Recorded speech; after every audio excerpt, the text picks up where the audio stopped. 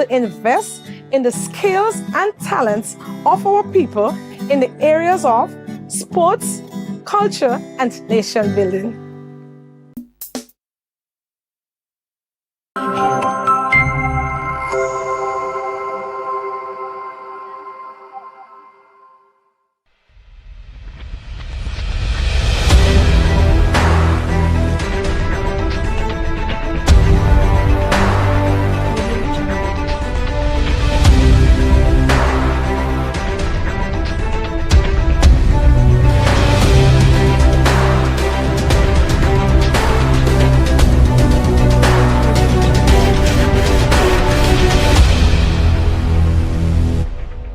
Good evening and welcome to another MTV Community Forum episode. I'm your host Byron Campbell, and before I pass you on to our co-host Chris Diali, let me just tell you we have a special guest this evening, a special program we have with us in a few minutes, the Honorable Emlyn Pierre, the leader of the opposition, the New National Party. So stay with us, but in the meantime, Chris, you have it, yes. Good evening, Byron, and good evening to our viewers and listeners, and it's a pleasure again to join you again this Wednesday evening. I think we're going to have some interesting stuff to talk about. Chris, and I'll let you start. Yeah, well, I want to talk about an issue on Lucas Street. I want to start there. It's a traffic issue. Yeah. And there's a step on by the side of the road that ends in the road. Yeah. Right? It's opposite a business called the New Shop. And again, there was an accident there today. But I'm certain between January and now, we may have had 20 plus accidents on that particular step, right, of all types of vehicles. So, I mean, this is something that has been brought to the authorities. The step needs to come out from the position. It's a safety issue. I raise it as a safety issue because unless somebody collides with the step and bumps other vehicles and somebody unfortunately died, then it's the only time you might see some action. I'm citing it so that the relevant authorities, either the police or the traffic department through the police, could make an approach and get rid of the step, you understand, and do something different. And of course, the new road from the cliff to the junction, people start parking on the road already. It's open, not fully, but that's good. But we have people parking there already. Okay. You know, so I'm just saying for what it's worth, we need to deal with that. And then the other thing I want to talk quickly about, there's a service in Grenada called Halop Service, which provides transport, something like Uber. Yeah. So it's like Grenada's Uber. Yes. And I am informed that GHTA and the GTA is making moves to, you know, streamline is not the right word, to cut this business or get the business more legal. Now they are arguing that, you know, private people, if you have a job running from 8 to 4, and after you finish, you want to go onto the Halop and offer your services to move people around the country. There's a private licensed vehicle, and they want them to have each. Now, my argument here is not the legality. I think we should have some discussions on how this could be facilitated. But we have a situation in the country where taxi men stop driving after 7, 8 in the night generally. Same thing with the buses. And if you want to move people from rural community to get business circulating, this is something we need to encourage. And there's a lot of young people that's involved in this business, and we're talking about young people need to get jobs and give them and become entrepreneurs and give them hope in the future. Why are we looking to curtail this business? Can't we have some discussions to find a way around it so our young people could be encouraged to be, you know, more productive? Well, Chris, let me add, relating to that, I have a note here, and this is from Ride Go, which is a similar kind of business. And the CEO, managing director, right, he's saying that he wants to make it clear that Ride Go stands with the customer. We are not here to argue with taxi associations. They have had years to innovate, to create their own solutions or align with rideshare. But instead they stayed hesitant, offering the same outdated services that left customers with uncertainty. So he went on to say, we focus on stable fare rates and reliable rides. Rideshare isn't going anywhere, it's the future. We're advocating for legislation that ensures proper licensing so everyone, whether rideshare or taxi, can operate fairly. The time for change is now. Let's prioritize customers and modernize together. So that ties into what we're talking about. The wider implication of this is that we want to create economic activity. And the government have just introduced a digital tax, or soon to become a digital tax. in a form of a VAT. If Yeah. you have this app, like Uber, when you go on to Yeah. Uber, and you want to charge them now for this as a service provider, 15% VAT, and then the commissions coming out from the people who doing it is Yeah. like another charge. Yeah. So probably the timing is not right. So we need to look at these things carefully when we're thinking about what is, and at the end of the day, what is GHTA and GTA trying to achieve? That is my point. This is private sector entrepreneurs, young people that are getting into business. Okay. They're creating more money for the economy. That is what we want. Well, remember, the Taxi Association and so forth are members of the tourism of the board. But anyway, Chris, we've been hearing gravel and concrete has been in the news. Governance questions. What are you picking up? Well, it is sad to say it's in the news again. Gravel and concrete in previous governments and this government, more things change, more they remain the same, so unfortunately. Yeah. And it's a lot of corruption, discussions going on. Gravel and concrete, remember, provides us with blocks, provides us with ready mix, as well aggregate. And when you hear about what is going on, whether it's staff members or directors, this has been a historical thing with gravel and concrete. And government come, government go. A lot of governments in the past would use gravel and concrete as a place to put workers and supporters and all kind of things. And you wonder why up to now we can't get proper procedures and processes in place for gravel and concrete to operate. How could you be, for example, you're the only person providing aggregate in terms of gravel and so on. Yes. And you can't move a profit. The premix plant have always been running at a loss. But Something had to be wrong. One of the other, and let me ask you the question, how effective is oversight when the chairman operates from overseas? In other words, can you set policy and accountability from 4,000 kilometers away? Or do you think we need a resident leadership, new resident The leadership? resident leadership is certainly going to help. But I mean, when you have a body here and you walk in your facility and discussing certain things, it certainly sends a message that we're looking at things differently. 4,000 miles away to me is not as effective as it can be. And you know, this government came in requiring everybody to do directors' courses and accreditations and applying for That's a good thing, yeah? Yes, and applying for positions and so on, but yet still when you look at the composition of the boards and how they're operating, the same thing could be said of the statutory board physical planning authority. Chris, I'm going to move on. The dry season, water shortages, Nawasa has been out talking. We have more fires taking place all over the place. Russia, I mean, we need to be very conscious of this. I think we need to, as a people, understand the dry season and the impacts it can have on Nawasa and the supply of proper water. Yes, they're doing a lot of works, increasing the pipes, fixing the pipes and storage and so on, but some of them storage tanks ain't get full yet. And that's part of the problem. And we have to also, as consumers, pay attention to our habits with water. And that is where we're not sure how long this dry season is going to come. We say we're going into a La Nina cycle this time, so we're hoping and praying that it's not too long. It was delayed in coming because it started late in April, and now we're seeing some of the full effects of it. So it's good to hear Nawasa is doing valve regulation, but they need the help of the public. You do, Chris. I mean, I want to raise, you know, the Citizens for Cuba fundraising, because of course Cuba is in a dire crisis now, as you know, and the local fundraising is going well. Just to say, there's a concert for Cuba this Saturday at the Trade Center at 7 p.m.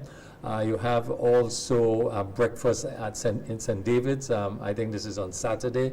There's a motorcade in St. Patrick's. So wherever you are, and you know there are activities taking place, join in and make your contribution. That's important. We have to support that in full as where we can. Those of us who are here and could do it, let us make an effort, because the Cubans have been at our, you know, anytime we have a crisis here, they're forced to come and assist in whatever way, through actual sending people to assist us and so on. We are in solidarity.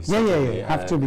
We'll support that. And I'm hoping that these things are well attended. I know the dinner was well attended in the Trade Center. So Grenadians are coming forward. There's been collection in schools, and the churches, everywhere. And this is and kudos to the committee. Absolutely.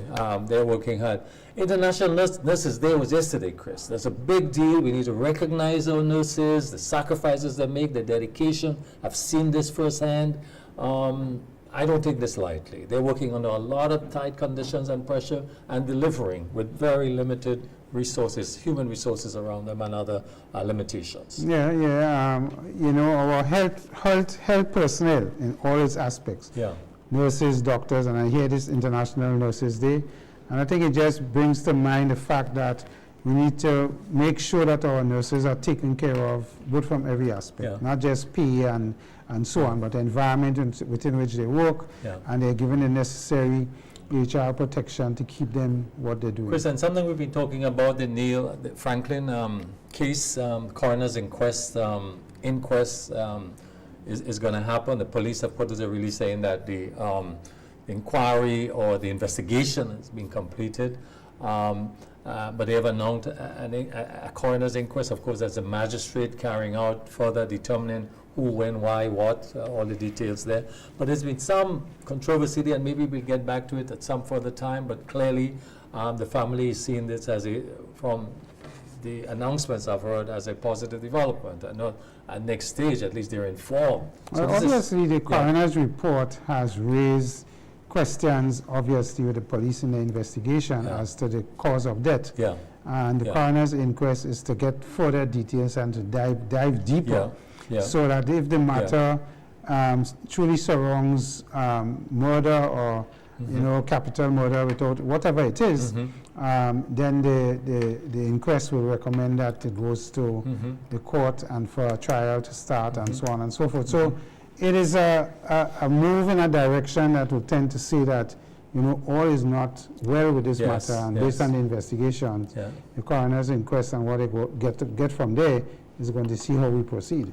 Anything further, Chris, that you want to add here? That's No, I just want to extend congratulations to the president of the Football Association, Marlon Green. I see he was re-elected, and that is good for the Football Association, I think, from the point of view of when he was on our program and he announced all the things that they're planning to do. And the final thing, of course, is gender-based violence. I ain't stopping on that. Our men need to stop. And I went to a show, I think it was a Mother's Day show, and there was a big thing about it raised there, and the guys in the show was clearly indicating that we are not happy with how our men are behaving towards our women, and this violence thing must stop, whether it's we talk about it in shows, or we talk about it in churches, or we talk about it in the villages. It is not an acceptable practice for us in this country anymore, and we just want to highlight that. great views. Again, stay with us. We'll be back with Honorable Eminent Pierre, leader of the opposition, leader of the New National Party. Stay with us. We'll be right back.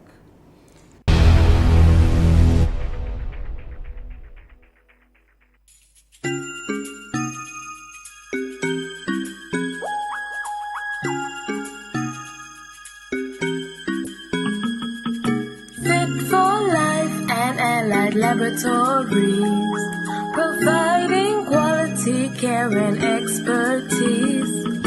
Fit for Life and Allied Laboratories, see our in-house doctors and our pharmacies. Get expert care and quality tests. When it comes to your health, you deserve the best. Fit for Life and Allied Laboratories, we're taking care of Grenada.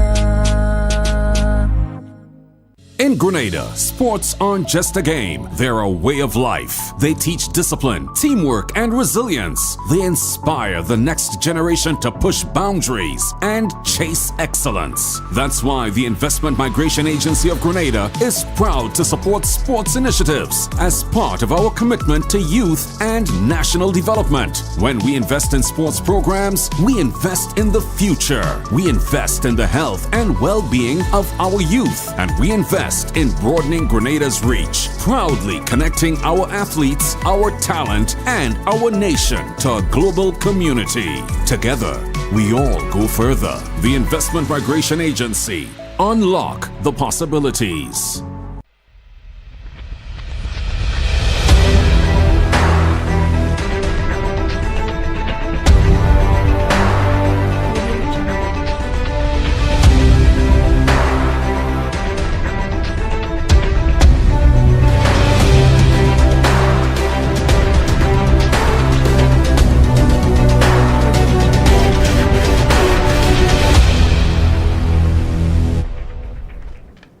Welcome back.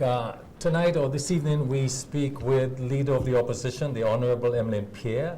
Now just over 1 year into her tenure as political leader of the New National Party.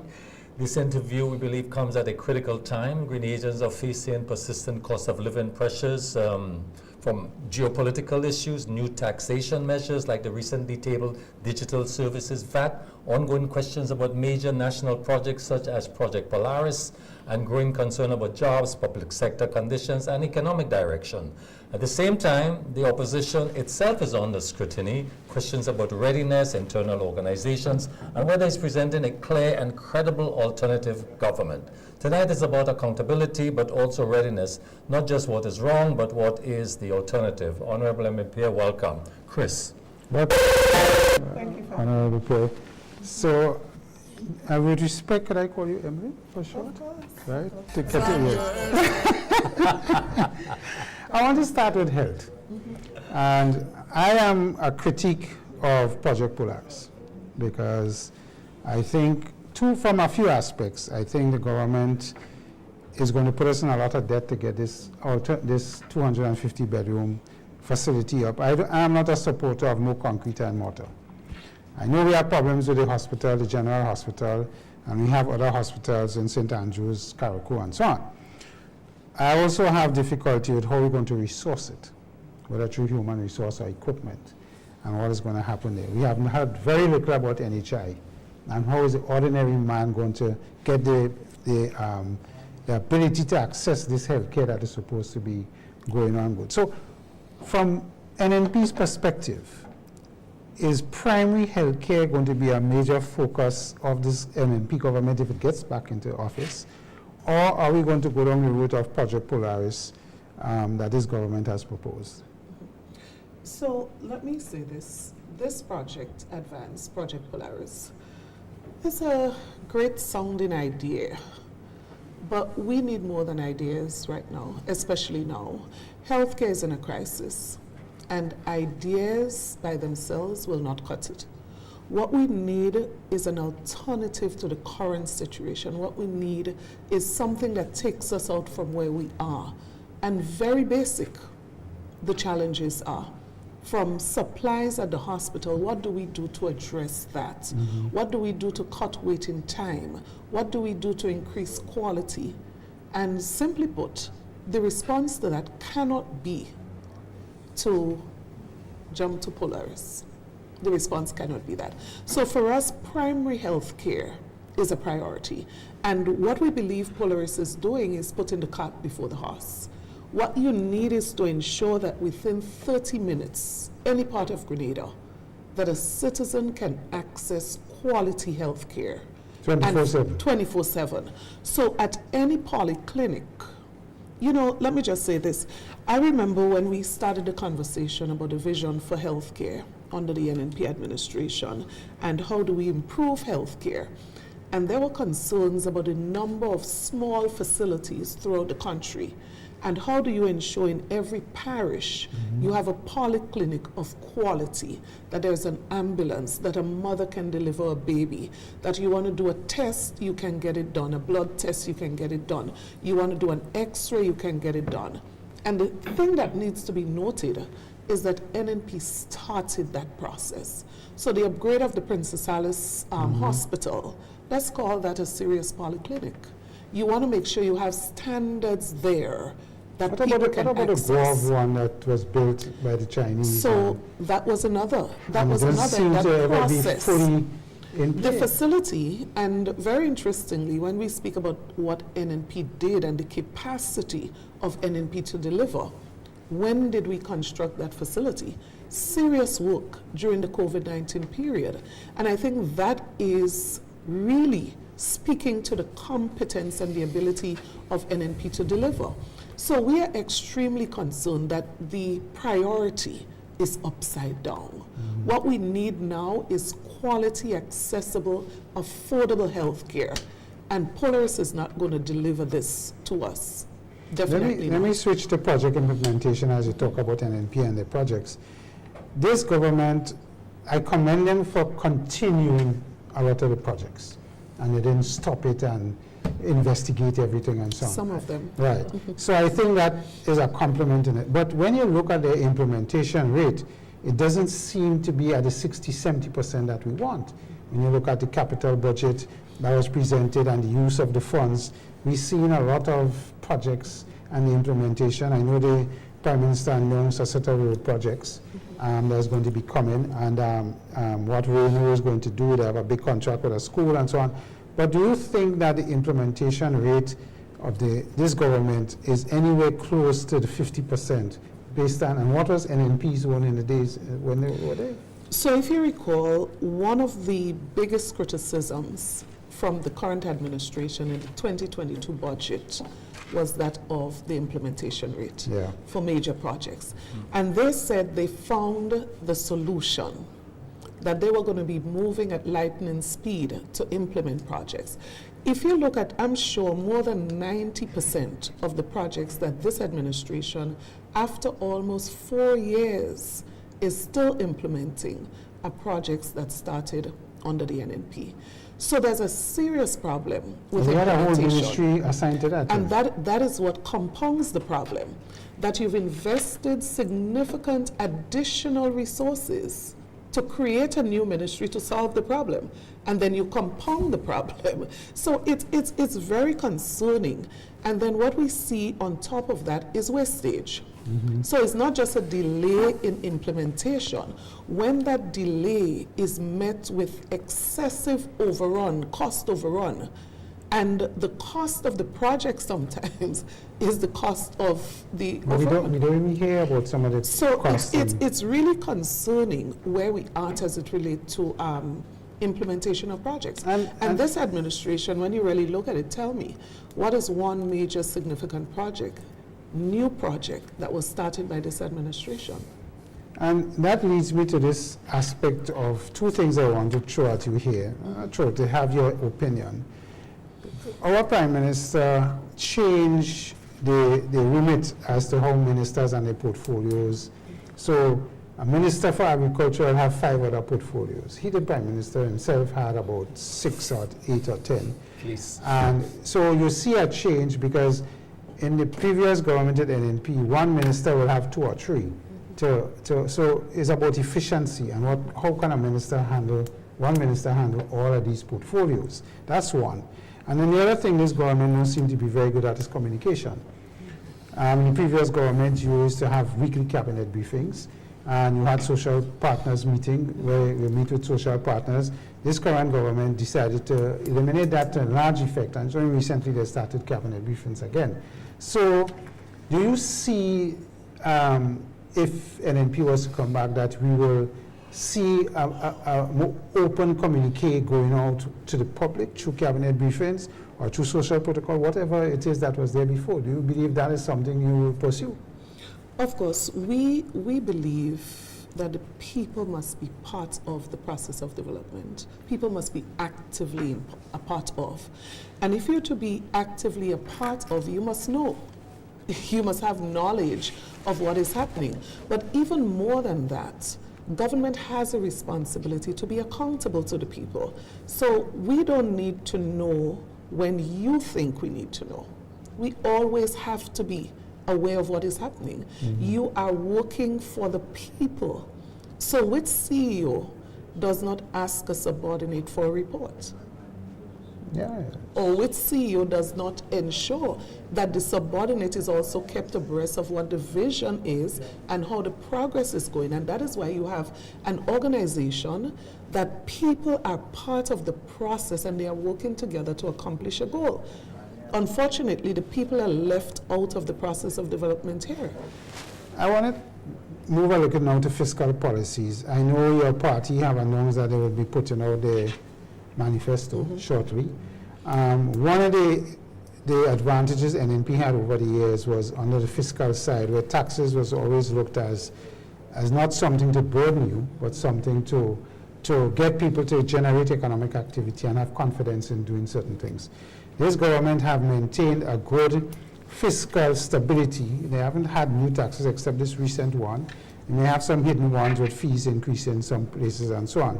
But generally, the fiscal regime has been relatively stable. We haven't seen great new taxes that will affect. But with this digital tax and the timing of it, what is your party's position on that and general tax measures that you guys would want to put forward in the upcoming election as part of your manifesto? So we believe government has to be responsive. Government also has to be sensitive to the economic and the social and all other situations that exist in the country. The climate, the general climate, you must be abreast, you must feel what people are feeling. So when you speak about hardship, when you speak about international crisis and people being affected, how do you add VAT on sugar, for example, in a time like this? How do you add a new levy on water, for example? Basic commodities, essential commodities. And then in the midst of all of this, when people are complaining, people are saying how difficult times are, out of nowhere, no consultation, no information, no justification, no accountability, you decide a digital tax.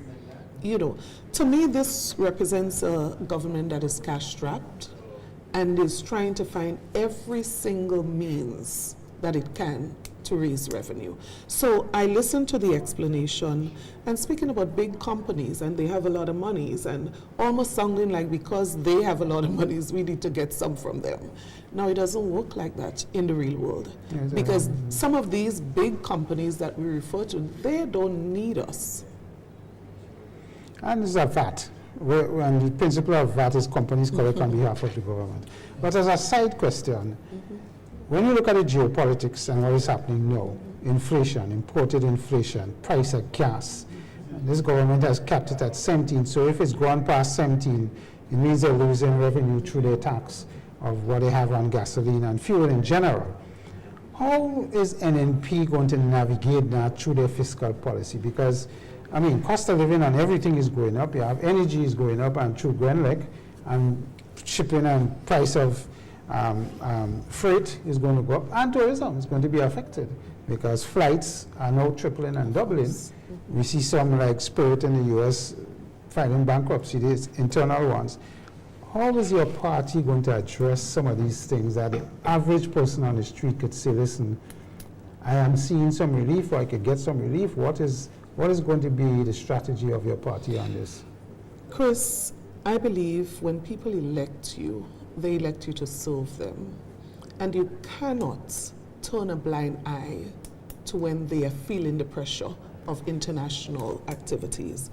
And so, yes, we understand that we're in a crisis. Yes, we understand that the inflation, we have no control over imported inflation. But we have a government that is supposed to be responsive at the local level. And that's what we've always said. Now, you don't have to pull a hat and dip something out of it. We've been there before. COVID-19.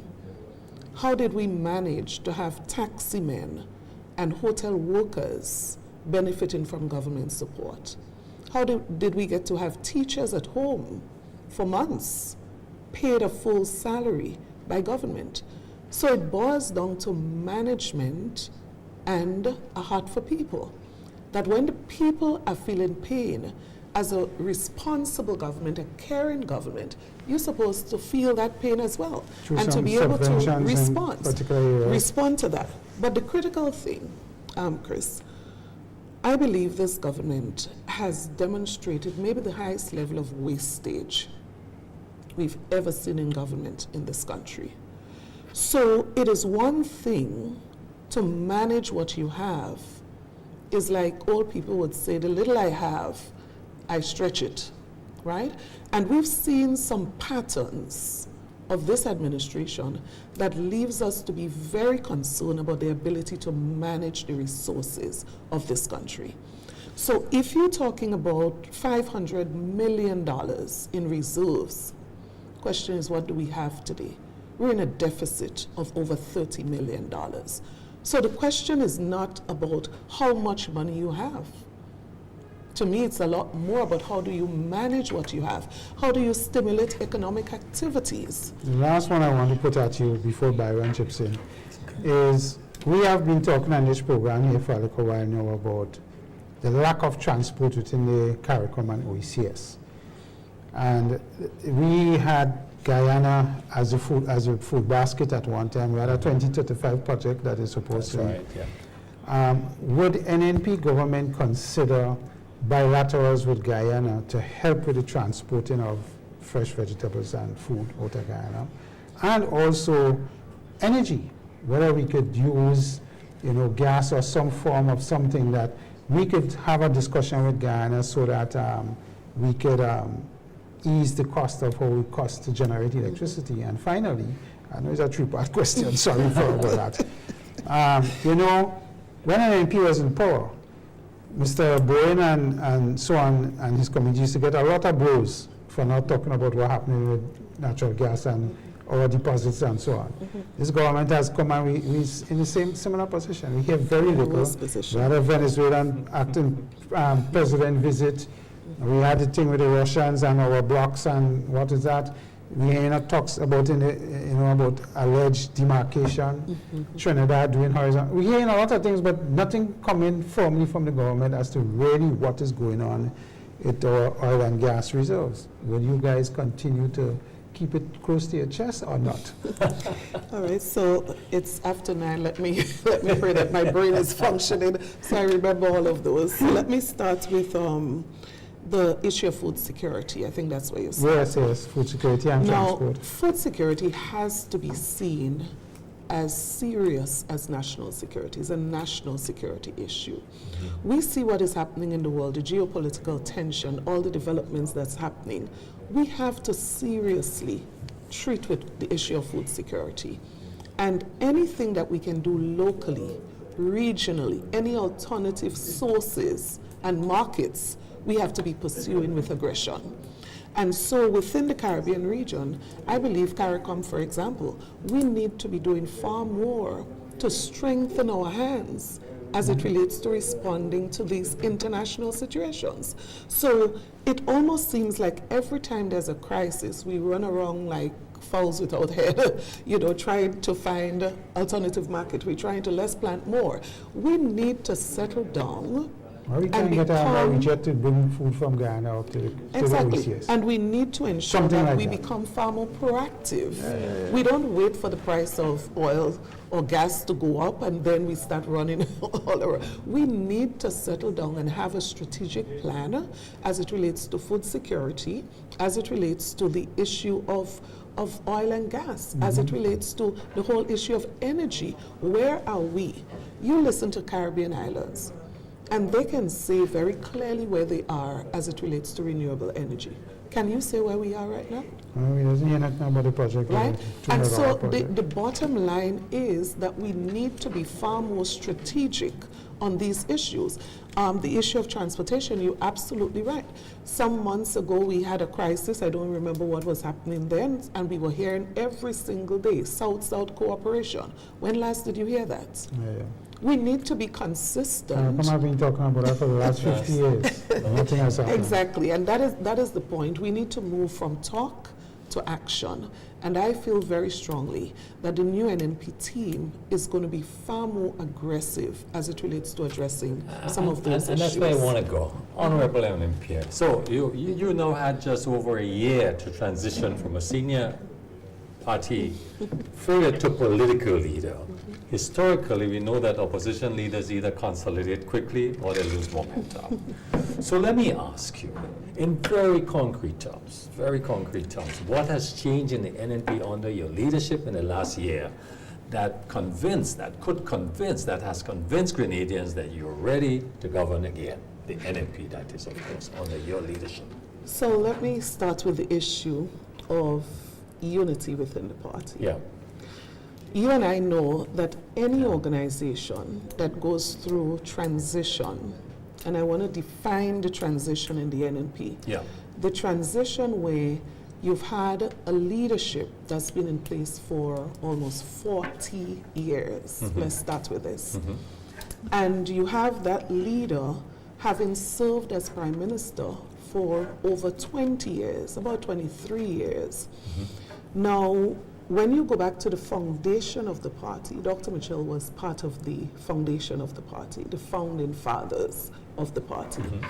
So when I examine this, it has to be that there's something in the NNP that's solid that would facilitate a transition of the stature in the smooth way that it has happened. No organization Yeah. would be able to facilitate a transition so smoothly within that space of time and to be able to continue its operation and functioning in the way that we've done. If you go back to the convention, we have continued the momentum of convention until now, meaning we've been out there every day in the communities. We've been on the public platform every single week addressing the issues, and we have been advocating on behalf of the people consistently. And while we're doing all of this, we've been going through transition. So I believe credit has to be given to the organization, the strength of the organization, because this could have fallen apart in some organizations after you have leadership that would have been in place for 40 years and you're making such a major change. So that's my first view. Fine, go ahead, yeah. So go ahead, you go ahead, please. The second thing I think that really comes out there is the issue of unity within the party. I think that is also a sign of unity within the party. What we've been able to do over the past couple months, it's just over 12 months, and we've been able to keep the party together to the extent that we are the only party on island so far that has been able to name 15 candidates in preparation for the next general elections. And that to me is also an indication of the work that has been happening in the party over the last 12 or so months that we've been going. As you talk about election readiness, we don't know, you don't know when the election is going to call. Can you run out of steam? Because clearly what you say, you organize 15 candidates out, you're in the field, you're campaigning, you can run out of energy. You don't know when the election, it could be in over a year, it could be 14 months, 15 months. Well, that's when you probably would wonder how much steam do we have? Yeah. And I think we have sufficient steam to sustain. Looking at the until NNP as elections. a political organization, the region has been plagued with geopolitical issues. Venezuela, for example, the U.S. was demanding requesting anyway, that we lay a radar at our international airport. You have other issues of Cuba, the embargo. We have not heard a statement from the New National Party on these matters. Why we have not heard? But let me ask directly, what is the New National Party position on what's on the geopolitical issues taking place in our region, affecting us? If you ask me, I think our party has been really clear on this. Remind me. Yes, Number remind one. us, yes. We believe that diplomacy has to be strategic. And let me say this. What we've seen thus far is troubling as it relates to the position and the posture of the current administration.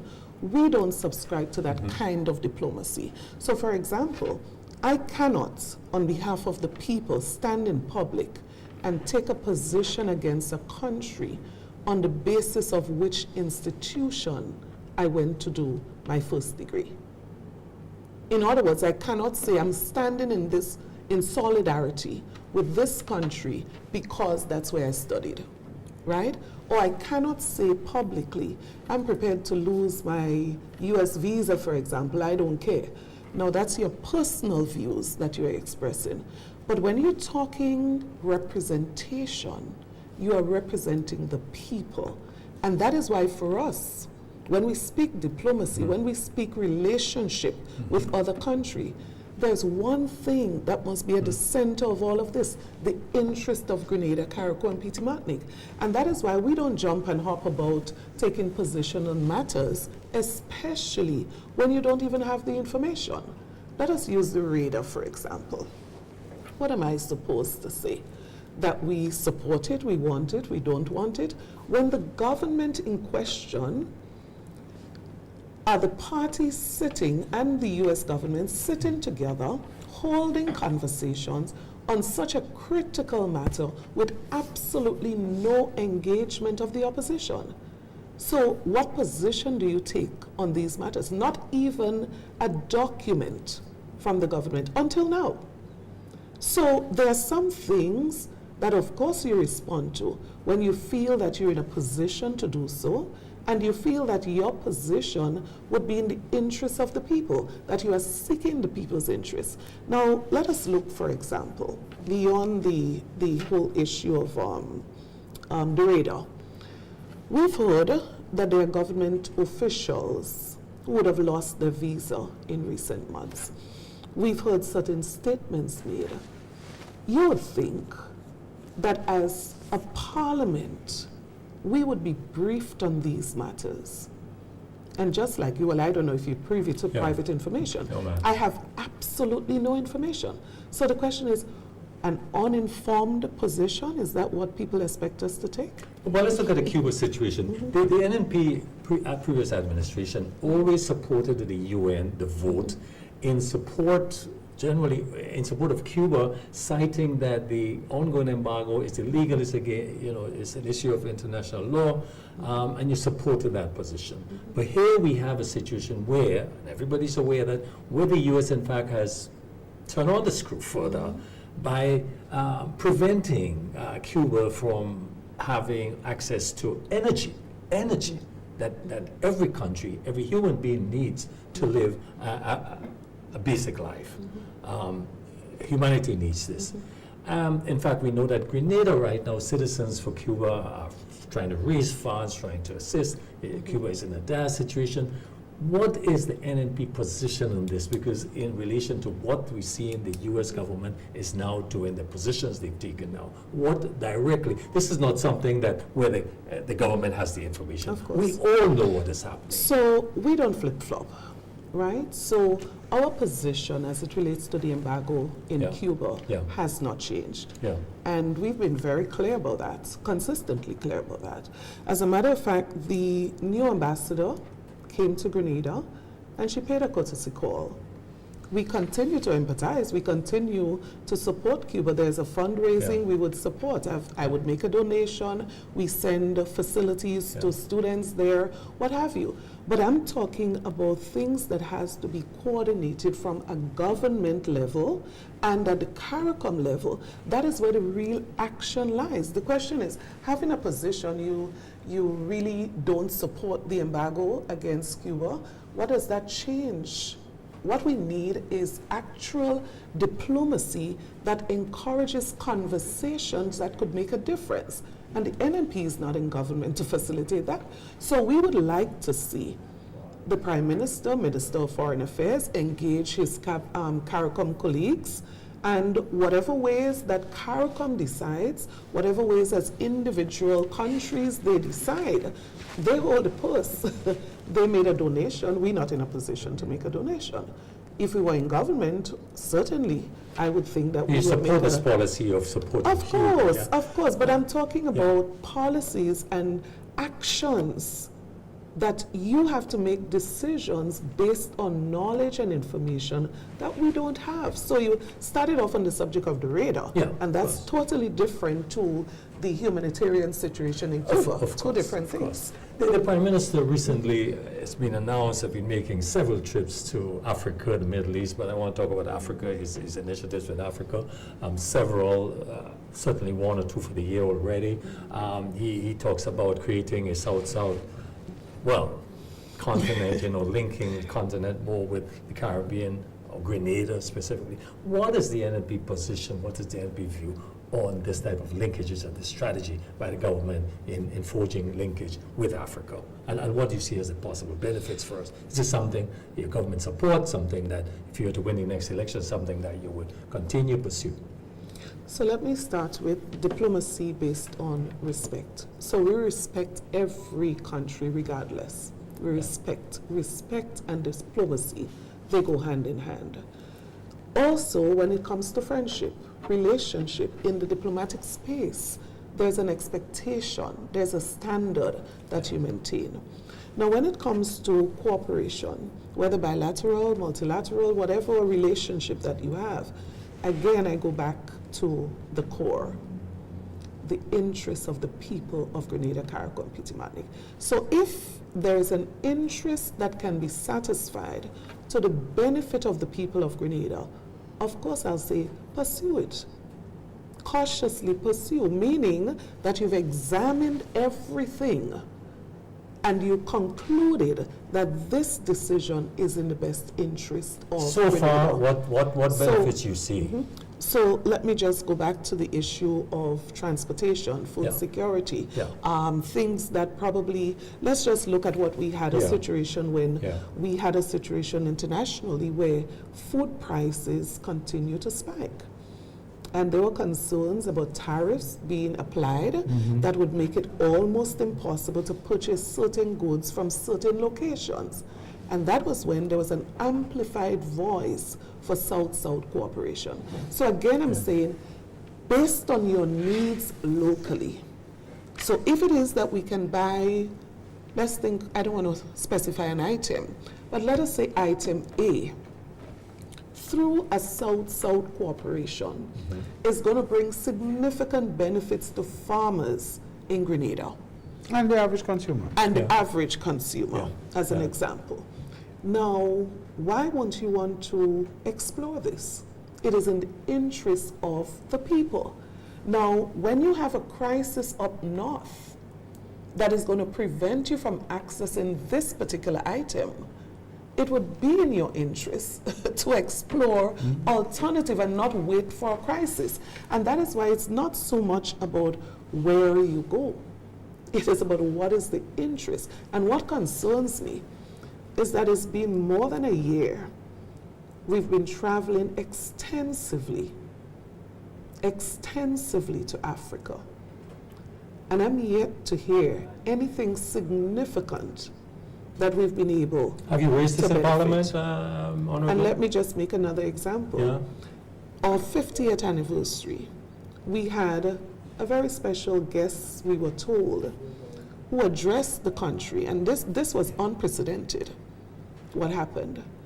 We had someone address this country, and we were told that significant benefits were going to be coming to the country as a result of these relationships.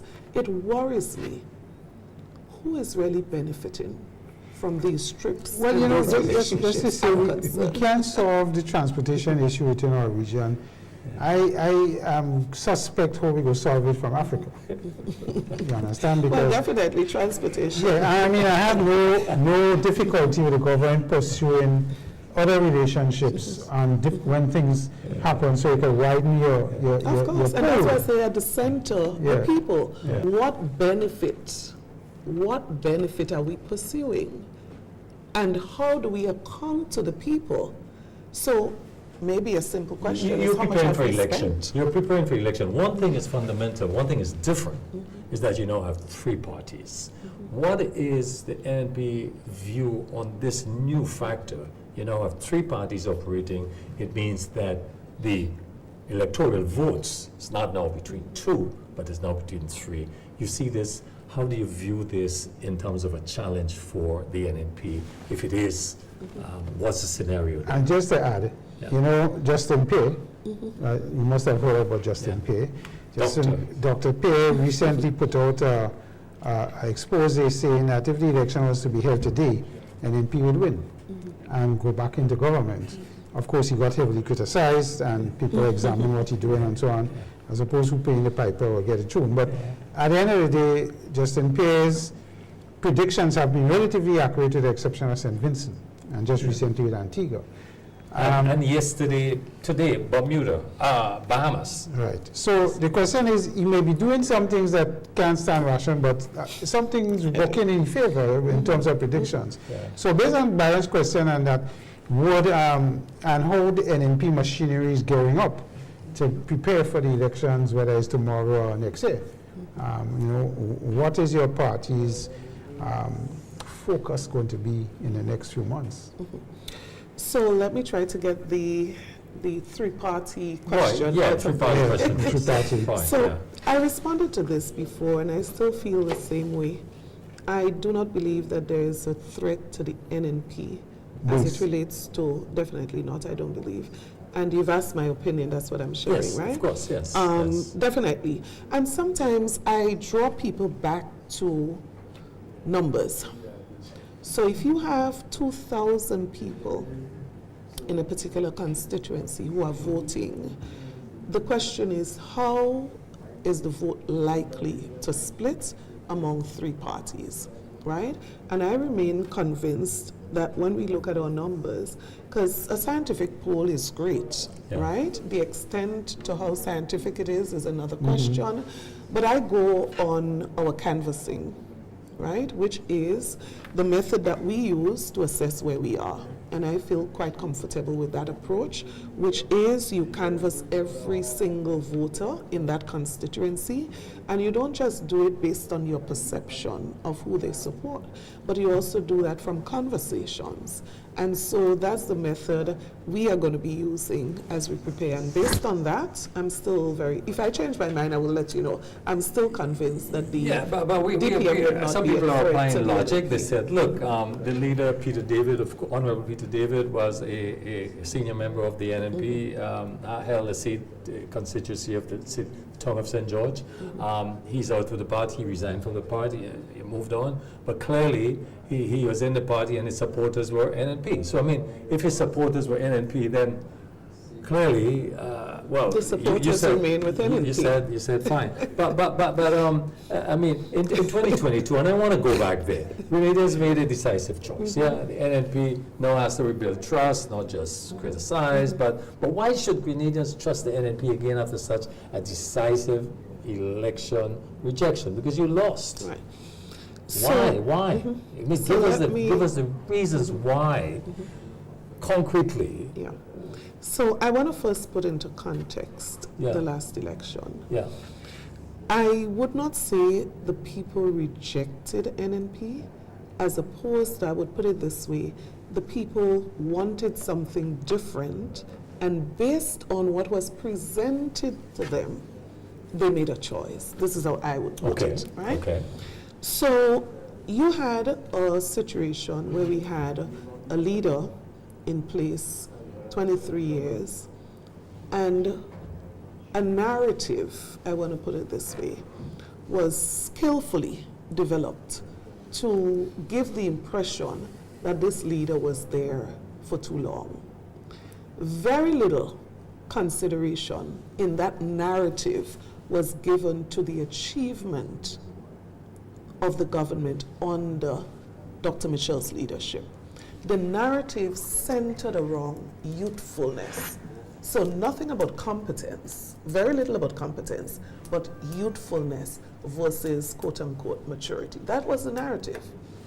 Now, unfortunately, and I'm saying unfortunately because when I listen to people who fell for that narrative, I have to say unfortunately, many people bought into that narrative that we wanted somebody younger, we wanted somebody new, we want to try something different. And people feel, I mean, human beings feel Yeah. that way Yeah. sometimes, Yeah. even with things they should not feel that way about, right? But that was not a singular factor. Another factor was the package that was presented to the people of this country. Could you imagine? And I listened to the clip on my way down. It was playing on some program. Could you imagine a worker in Grenada being told, in 1 year, you're employed with the public service. Within 1 year, you are going to be made permanent. Okay. Could you imagine if that worker was employed in the public service for the last 10 years and is presented with a package which says, vote for me within 1 year? And I speak to people every day who fell for that package. And it wasn't just about employment status, it was about housing. So you're a young person, you're living with your parents, you're 25 years old, vote for us. We are doing 1,500 houses within 3 years. 500 per year. So there are people who had no major issue with NNP. What they felt was here was something that looked a lot more attractive, sounded a lot promising, more promising than maybe what NNP was saying. So when we said, and let's just go back to the campaign, what did NNP say? 100 million for 100,000. And I'm sure people are still trying to figure out what did that mean. And so our communication to the voting population probably was not as clear.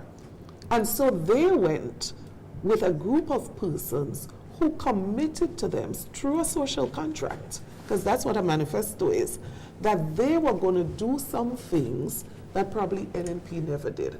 And so we are waiting still today for most of these promises after almost 4 years. But the point I'm making, if I can just finish, the the point I'm making is that the circumstances of 2022 are absolutely different right now. I agree, and that is why, if I can just end, that is why I believe very firmly that many of the persons, and that is why I say your question has to be looked at from the context of the last election. Many of our supporters voted the NDC. True, but part of the narrative was also had to be that the leadership was saying, look, it's one for the road. You know, I'm accepting our communication maybe was not in the previous election that is my last election. So, truth be told, that the electorate was also set up. Don't you believe so? Because the communication was clear. It's my last, and then you're hearing one for the road. What effect do you think this may have had on the electorate? I don't think significant. Yeah. I honestly don't think significant. I think it boils down to our communication. Yeah. And so that might be part of the communication, but I'm saying my view, my very strong view, is that what we communicated, let's just look at pension as another perfect example. We were communicating. We were saying, if we do this in the way that you want us to do it, we are not going to be able to sustain it. We said it. People were not listening. They were listening to 500 houses per year. Yeah. They were listening with the stroke of a pen. It worked. So the question for you now is, what have you learned from that loss, and what would you do differently in government this time? So if I can just conclude on the issue of the pension. Yeah.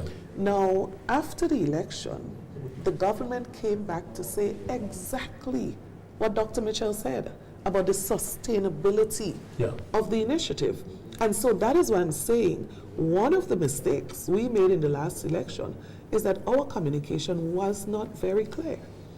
If you look at social media, well, 3 weeks before the election, we had a website constructed. 3 weeks before the election.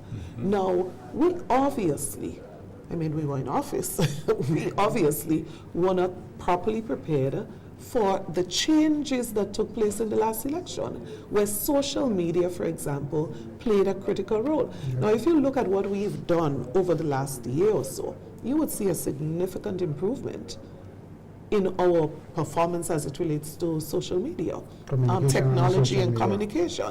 And that is what I'm saying, where we are going, if we have to speak to that, we have to look at the context of where we came from.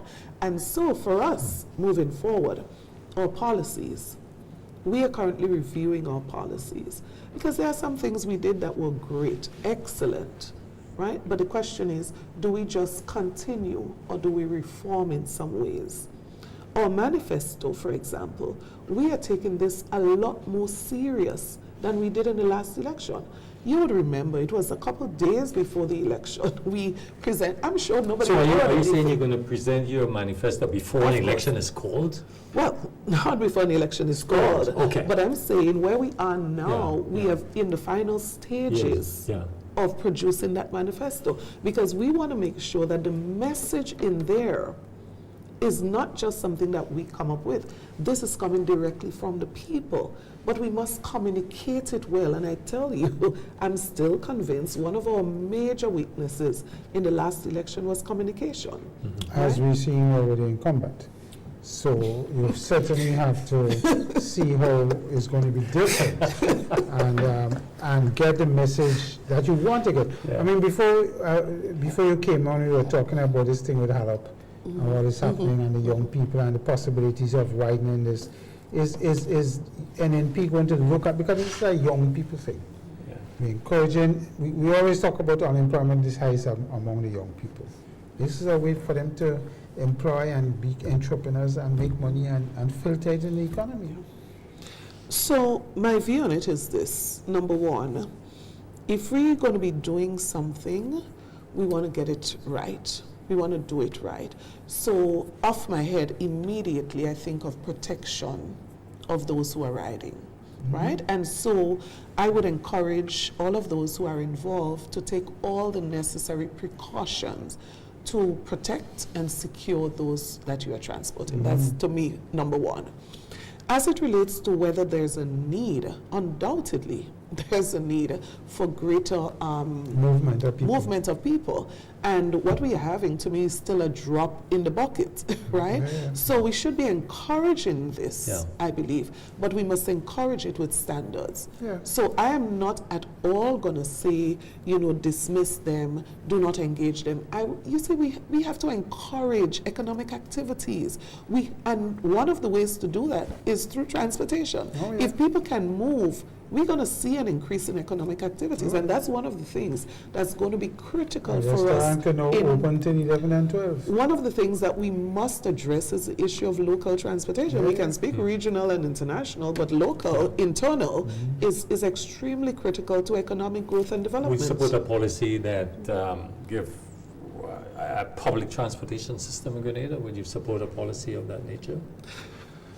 Definitely, we have to do something. The how, Yeah. I believe, is what is critical, Yeah. and it has to be something that's sustainable. So Right. we've been engaging. I had serious conversations before with the Bus Association, Yeah. for example. We were engaging them further, I think, is sometime Yeah. this week. We have to engage the Taxi Association. I do not subscribe. This is what I don't subscribe to, and our party has maintained that posture over the last couple of years. Public transportation is not necessarily the solution to our problem. Let us partner with the private sector. Let us support the private sector to ensure that there's greater efficiency and effectiveness in our transportation system. If elected, I mean, I will in one push back on that, sentence, but there's another thing. in one sentence, what's the single most important change you would bring to Grenada if elected? What's in your mind? What do you see as urgent and needs to be done as a change within our society? So it's not what's in my mind, it's the lived realities on the ground. Yeah. And I want to speak to 3 issues Okay. that I believe are extremely, extremely critical. Okay. One, the issue of cost of living. That's like a top priority item for us, both in terms of our advocating for people, as well as the development of our manifesto and the response that we are going to have towards this. And this is not something that we just sit and came up with. You do a survey throughout Grenada. Now our data that we're collecting nationally in every single parish, cost of living is the top issue affecting people. There's absolutely no doubt about that. Cost of living, and of course the linkage, unemployment, right? So that is going to be a major response as it relates to the NNP getting into office. As a matter of fact, we may even tie some things around our first 100 days that has to do with cost of living, because we see the effects and what is happening out there. The second area for us is healthcare. You mentioned NHI. I'm so disappointed in this administration that it has not picked up where we left off in terms of national health insurance. This is like an urgency that cannot be delayed. And so for us, healthcare, improving healthcare, quality, accessibility, affordability, those are the 3 critical factors. And you don't need a new hospital to achieve this. And so our policy, our manifesto would speak to how in short time we intend to respond to the health crisis that we face. And then the third one, and mind you, I must say, if you do that survey, those first 3 factors, you would find out any part of Grenada, they would feature at the top. Cost of living, healthcare, unemployment, right? The 4th area I'm going to mention is not necessarily 4th in terms of the order of, but it's something that I believe every Grenadian ought to be concerned about what is happening as it relates to the social fabric of our society.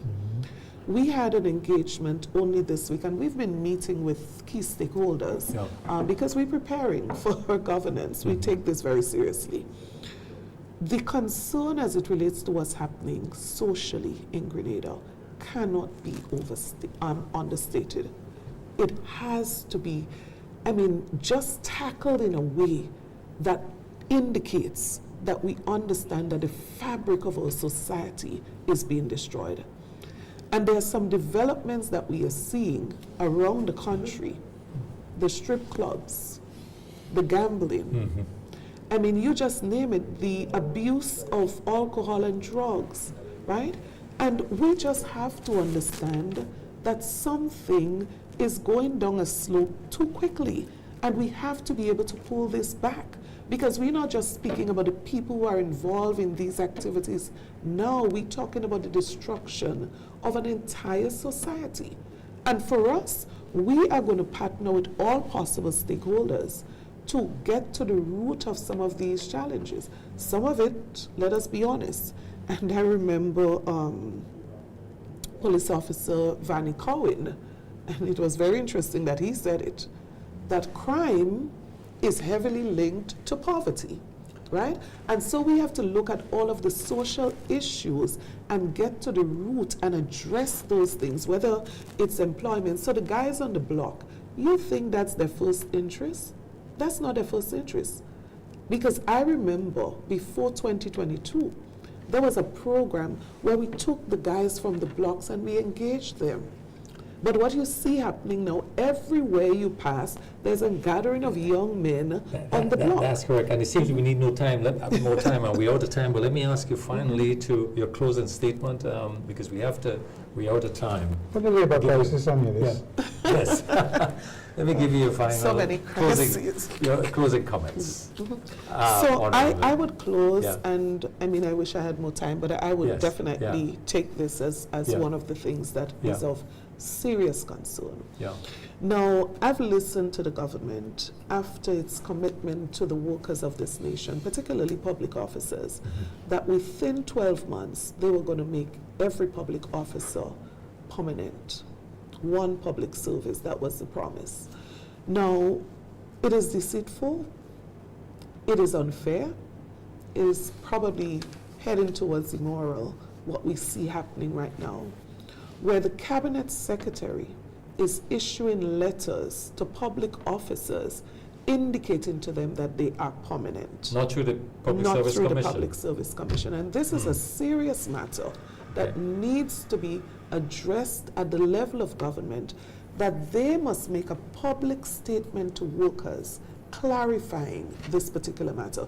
Because there's nothing, absolutely nothing, not in law, not our constitution, nowhere, that says that the cabinet secretary can make an officer permanent within the service. And we look at these developments and it causes us to wonder, can people trust the current government? Can we really trust them with any promise that they're going to make to the people of this nation? And that is why I close by saying, the New National Party, we have positioned ourselves as a party that has delivered to the people of this country. The record is clear. The record is clear. Even in crisis, I believe crisis sometimes brings out the best in us. Yes. We have performed with excellence. We have grown the economy. We have delivered in education and other critical sectors, in agriculture. We were not perfect, and probably there were a lot more that we could have done. But the hope is, and what excites me, is that I believe we have the best team that is ready to take this country forward. We know what we had in terms of achievements, and we are quite aware of the potential of the Grenadian people, the Grenadian economy, the society, and we are ready to take this country forward. Wow, thank you very much. Chris, final comments. Well, I would like to invite your Shadow Minister for Education to come to our program. I want to discuss a topic with him dealing with generation data. and how it's going to transform our economy and get us And you're started. assuming Future. it's a male. No, not at all. I know you have a very vibrant female contingent, but your shadow Definitely we minister, can. that would be nice to hear what their thoughts on generation beta is going to be and how it's going to transform our economy. Thank you. Honorable Eminent Pierre, thanks for being with us this evening. Viewers, that's all the time we have. We'll see you next week. At the same time, we want to thank our technical staff and management. Thank you very much. Have a good night. Bye-bye.